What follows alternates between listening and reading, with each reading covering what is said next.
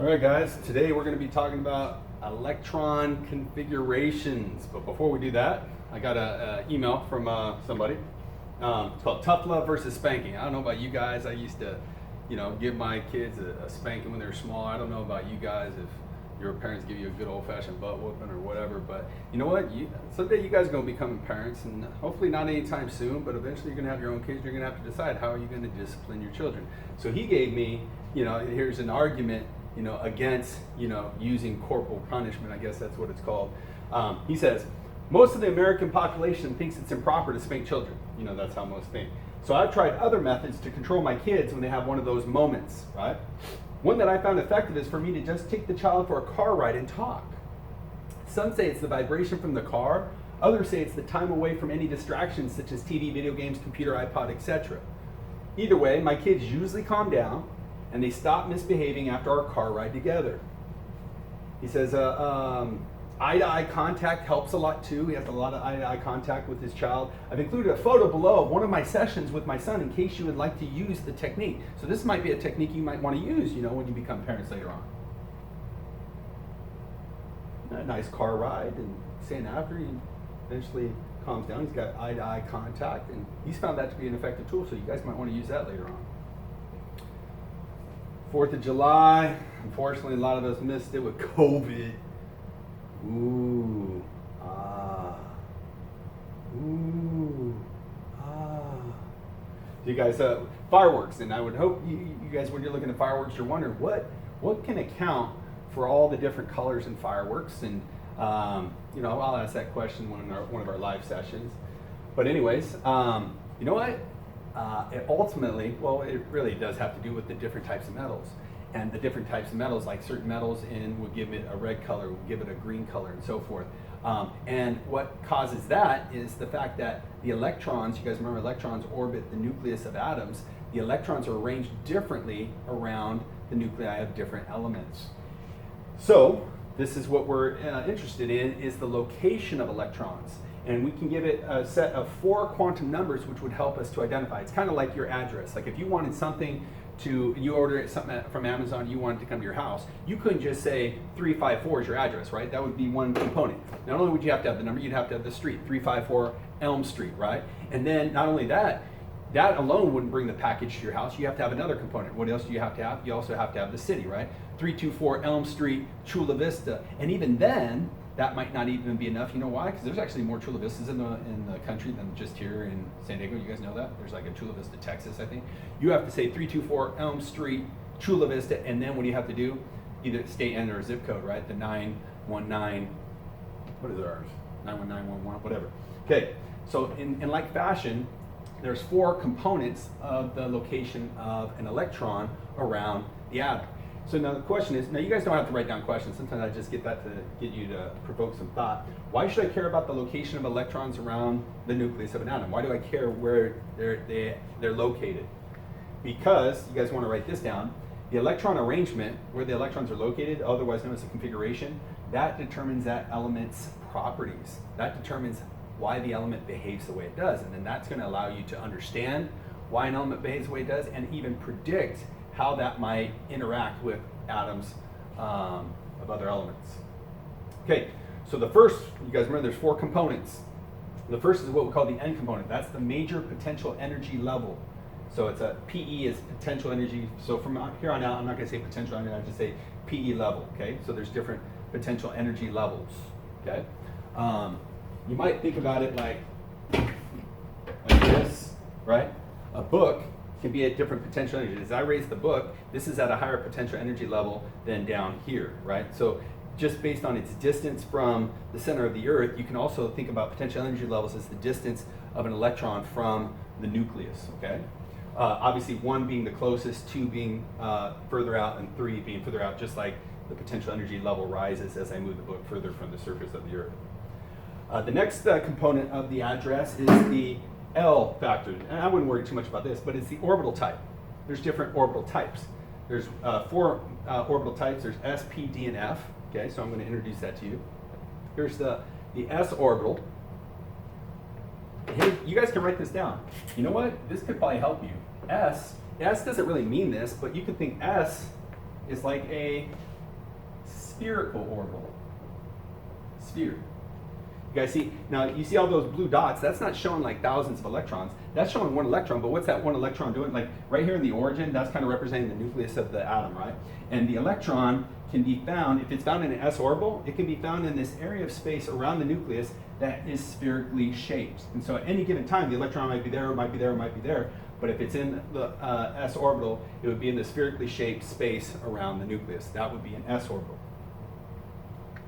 There's also p orbitals. So an electron can occupy what's called a p orbital. And once again, p doesn't stand for this, but this might help you. Doesn't it kind of look like a pear shape? Say a pear shape. You see how it's got kind of two nodules and spheres of that. So that would be a p orbital. You remember the third type of orbital was a d orbital. Electrons can exist in an orbital, and you can find them in any one of these four lobes, for example, in a d orbital orbiting the nucleus. Okay, and then you remember there was another f orbital, and we'll come to that here shortly. Okay, so we have the potential energy level. Just think about that as the distance of the electron from the nucleus. You have a certain orbital type that you could find the electron in, s, p, d, or f. And then there's going to be what's called a specific orbital of the s, p, d, and f. Now, make the arrows here, guys. So notice the 1 corresponds with the s, indicating there's only one type of s orbital. There's 3 specific p orbitals, 5 specific d's, and 7 specific f orbitals. And here's what we mean by that.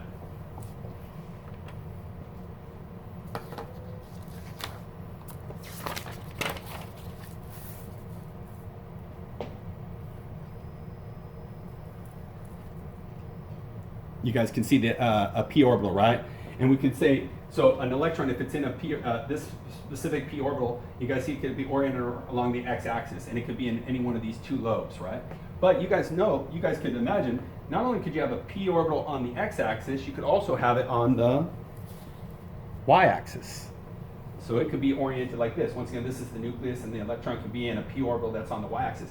And you guys know, matter it's not confined to 2 dimensions. It's not just the x and the y. There's also the z axis. You guys remember, things exist 3-dimensionally.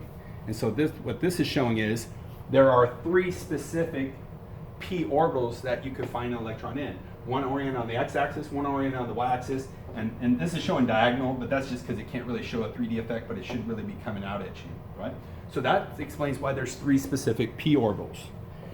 Now, if you guys remember, if you look back on your notes, the arrow pointed from the d to a 5. There's 5 specific d orbitals. Check out the d orbitals. And now you guys will notice I'm not having you draw these. Notice I'm not having you draw these because these get all funky. Look.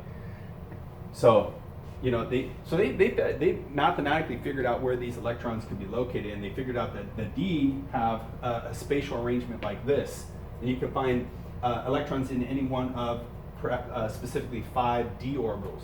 And you guys can see it gets kind of funky. That's why I didn't have you draw.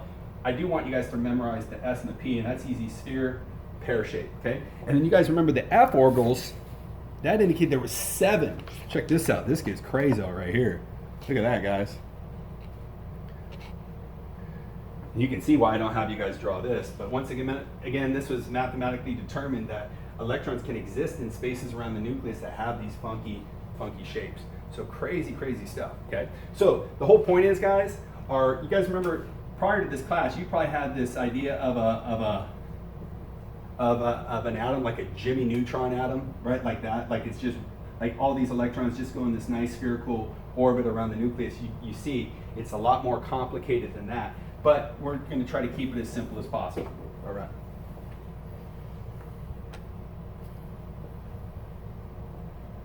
Once again, guys, if I'm going too fast, you guys always have the stop button. You can stop, write stuff down, and then try to catch up.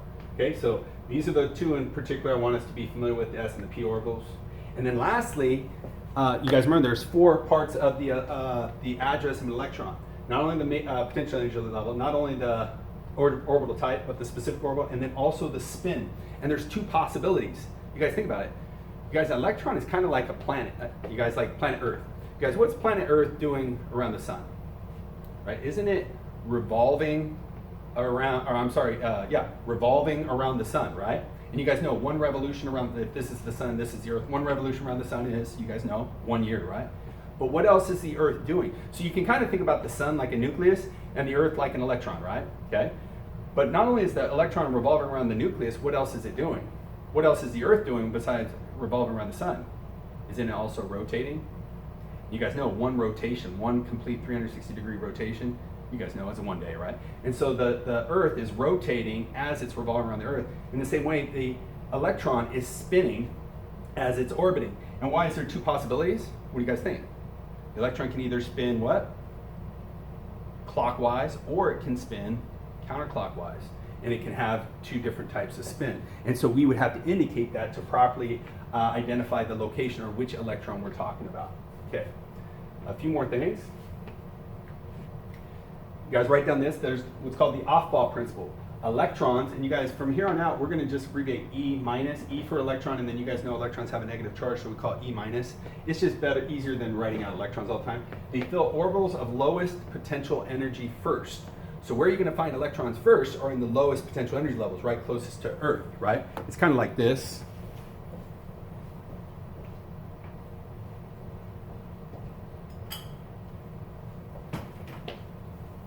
Okay, guys, think about it. If I'm going to put water in a beaker, where's the water going to go first? Isn't it going to go to the bottom of the beaker, right? And you guys could say due to gravity. You could also say it's the place of lowest potential energy. Then, assuming no mixing, where's the next water going to go? So once that's filled up, where's the next water going to go? Obviously it's mixing, but assuming it doesn't, isn't it going to go on top of that? Because it's going to go to the place of next lowest potential energy, and then so forth, right? In the same fashion, electrons are going to want to be as close to the nucleus as possible, and you guys know why. Because electrons are negatively charged, and the nucleus that has the protons is positively charged. But only so many electrons can fit close to the nucleus, and therefore after that, they're going to have to occupy higher and higher levels of potential energy, or further and further from the nucleus, okay? Once again, why are we talking about this? This might not be the most exciting because we have to understand where electrons are located, how they're arranged around the nucleus. That helps us to understand the behavior of an element, and it's going to help us to predict how elements will react with other elements, and that's ultimately what chemistry is about, right? Pauli exclusion principle, no two electrons can have the same set of quantum numbers. Okay, so no two electrons are going to have the exact, they're not going to have, no two are going to have all four aspects of that address the same, okay? So two electrons could occupy the same potential energy level, and they could occupy the same specific orbital, but you know what? One of them will be spinning clockwise, and the other will be spinning counterclockwise, okay? So I want you guys to copy this down now.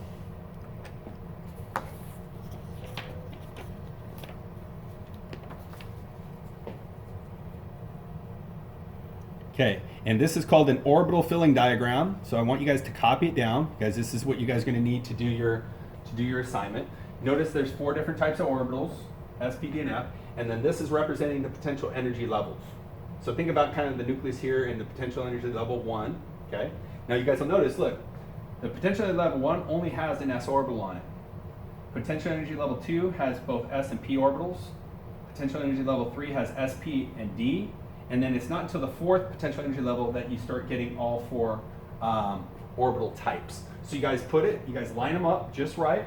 And then the arrows, you guys, I'm going fast here, so you have to like pause it. So the arrows indicate the order in which orbitals are filled. So it goes from the least potential energy to the highest potential energy.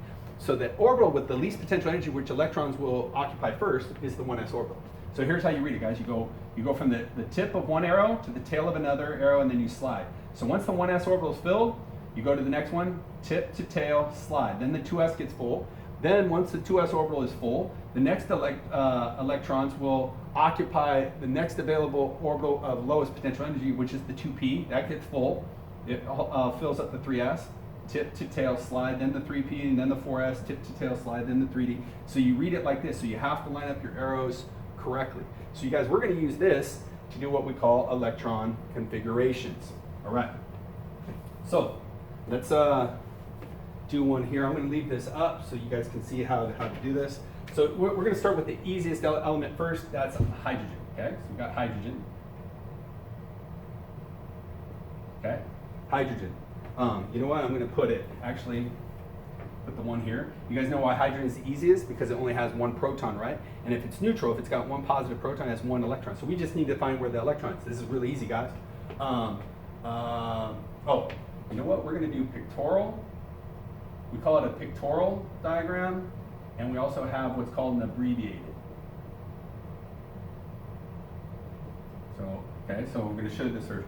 So the question is, where would hydrogen's one electron be? It's going to occupy the 1s orbital. So here's how I do it. I go 1s, and then I'm going to represent an arrow for an electron, and I'm going to just put an up arrow indicating there's one electron in the 1s orbital. When I do the abbreviated, you guys, here's how you do it. You just put 1s, and you use an exponent to represent the electron, and there's one electron in the 1s orbital. Okay, and no, we're just starting, so you're like, what? You'll get it. Okay, so just so you guys can see what's going on, here's what it would actually look like. I'm not going to have you guys draw, by the way, in the class, but look, we got our hydrogen, okay?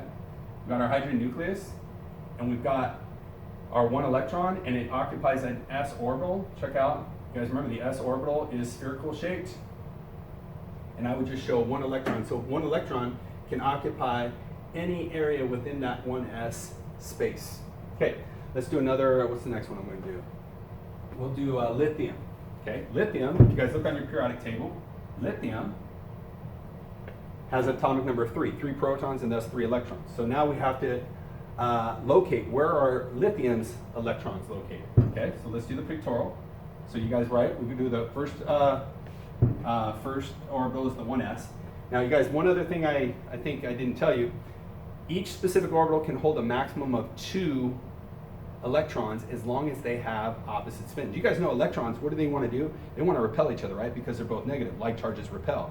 But they can be stable in the same space as long as they have opposite spins. One spinning this way, the other spin this way. So the 1s orbital can hold 2 electrons as long as they have opposite spins, and we indicate that with an up arrow and a down arrow. Okay.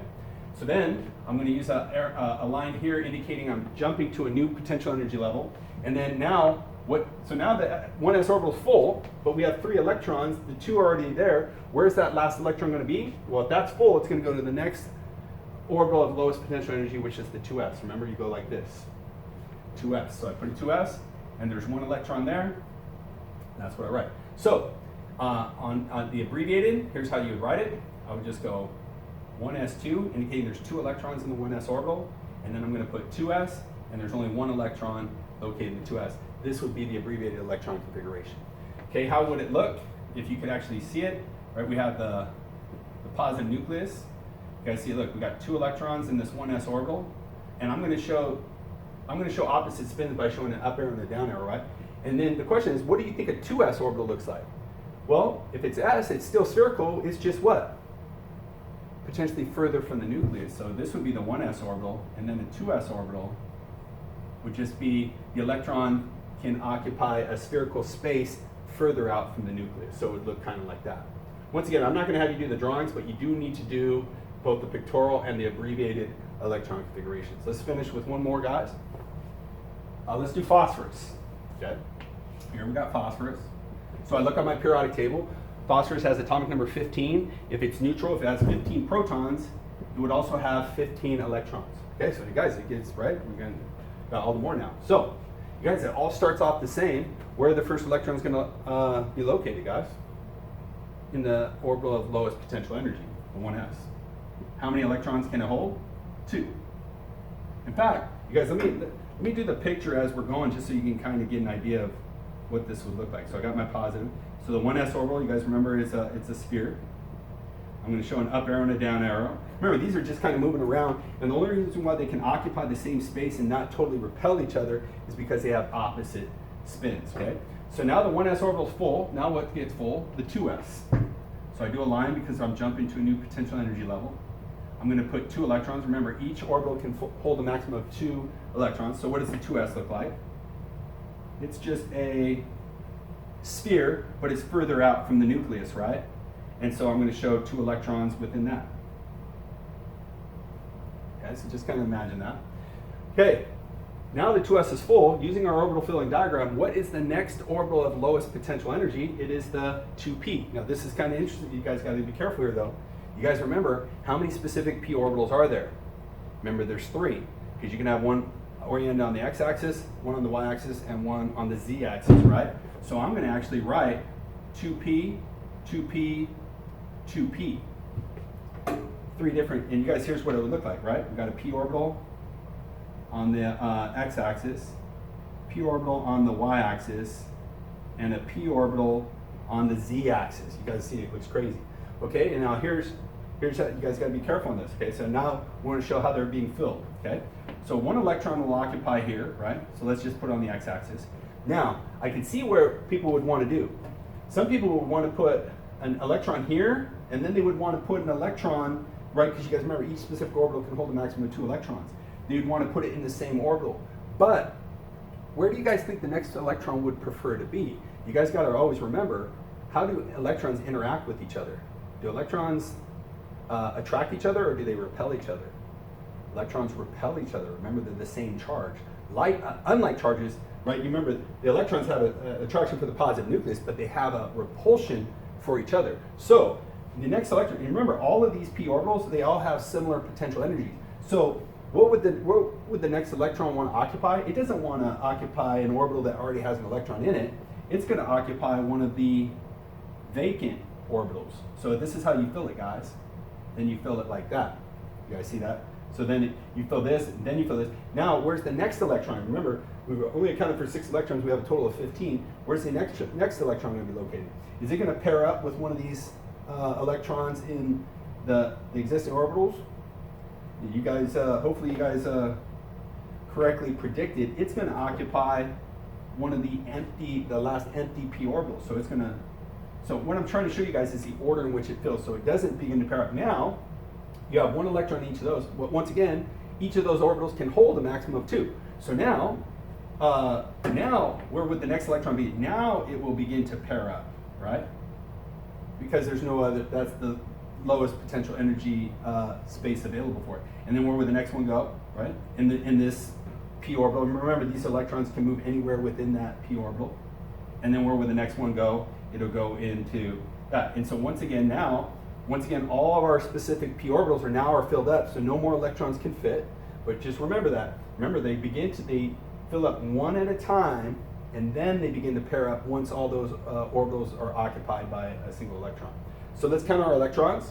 We've got 1, 2, 3, 4, 5, 6, 7, 8, 9, 10. I still have 5 more electrons I've got to find a home for. So now, once the 2p is full, you guys, what gets filled next? What's the next lowest potential energy orbital available? The 3s.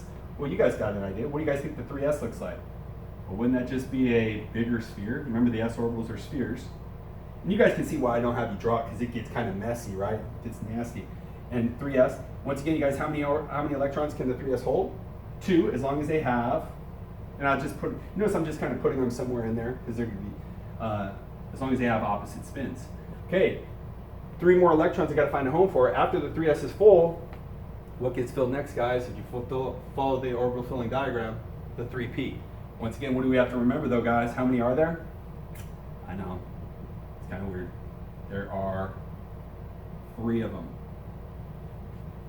3 of them. And you guys, what would that look like? That would still look like the pear-shaped ones. It's just going to be bigger. Crazy stuff. You're like, what is going on? Okay. Lastly, guys, how are they going to fill? How am I going to put the 3 electrons in there? Hopefully you guys remember from before. Aren't they each going to occupy their own empty orbital? Because they prefer that. Because remember, the electrons want to be as far apart as possible. So they're going to occupy 3 separate p orbitals. This would be the pictorial electron configuration for phosphorus. Okay. Now, if we want to do the abbreviated, let's do that. Here, we'll do that right here. Okay. The abbreviated. Look, it's 1s2. Notice 2 electrons in the 1s. Then it's 2s2. Guys, look, 2 electrons in the 2s. Now look at 2p. How many fit in all the 2p's? A total of 6. Because remember, it was 2 electrons in each of 3 p orbitals. And then there's the 3s. And that holds 2 electrons. And then lastly, it's 3p, but how many electrons do we have? 3. But you guys see how the pictorial gives you a little bit more information than the abbreviated, because it lets you know that these last 3 electrons are occupying separate specific p orbitals. All right, guys, that's electron configuration. Obviously, your assignment today is going to be to practice that. All right, guys, we'll see you next time.